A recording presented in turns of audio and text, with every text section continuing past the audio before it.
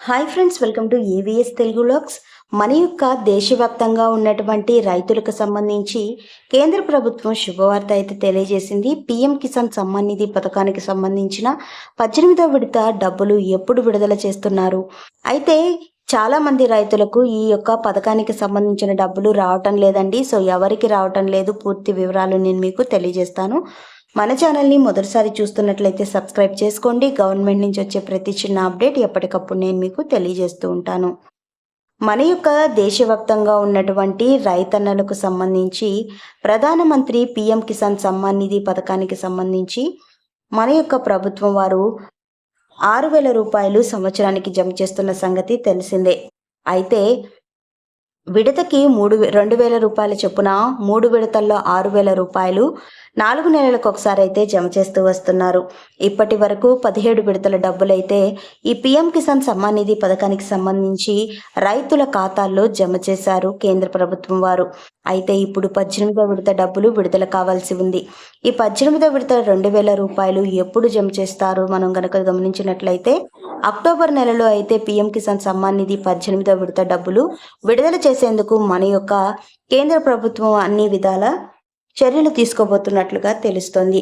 అయితే ఈ పథకానికి సంబంధించి ఈకేవైసీ కంప్లీట్ చేసుకున్న ప్రతి ఒక్క రైతు ఖాతాల్లో కూడా డబ్బులైతే జమ చేస్తున్నారు. గతంలో మనం చూసుకున్నట్లయితే 17వ విడత డబ్బులు చాలా మంది రైతులకు, దాదాపుగా 2 లక్షల మంది పైగా రైతులకైతే డబ్బులు జమ కాలేదండి. ఎందుకు అంటే గనక ఈకేవైసీ చేసుకొని కారణంగా ఈ రైతులందరికీ డబ్బులు జమ కాలేదు. సో ఇప్పుడు ఈకేవైసీ కంప్లీట్ చేసుకొని ఈ పంటలు నమోదు చేసుకున్న వాళ్ళకే ఈ యొక్క పీఎం కిసాన్ సమ్మాన్ నిధి పథకానికి సంబంధించిన 18వ విడత డబ్బులు జమ కాబోతున్నాయి. సో ప్రతి ఒక్కరూ కూడా తప్పకుండా అయితే ఈకేవైసీ అనేది కంప్లీట్ చేసుకొని ఉండాలి.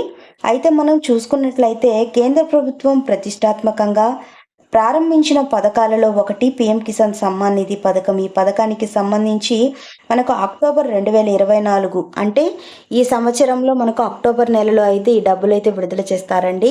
18వ విడత డబ్బులు ఎవరైతే రైతులు ఈకేవైసీ కంప్లీట్ చేసుకున్నారో వారందరికీ కూడా డబ్బులు జమ అవుతాయి.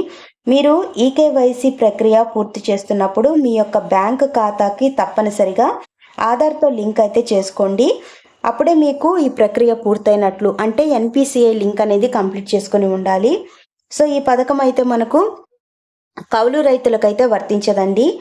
ఎవరైతే సొంత భూమి కలిగి ఉంటారో అలాంటి రైతులకు మాత్రమే ఈ పథకం వర్తిస్తుంది. కౌలు రైతులకు సంబంధించి అన్నదాత సుఖీభవ పథకానికి సంబంధించి వాళ్ళు మాత్రమే, రాష్ట్ర ప్రభుత్వం మాత్రమే వాళ్ళకైతే ఇస్తుంది.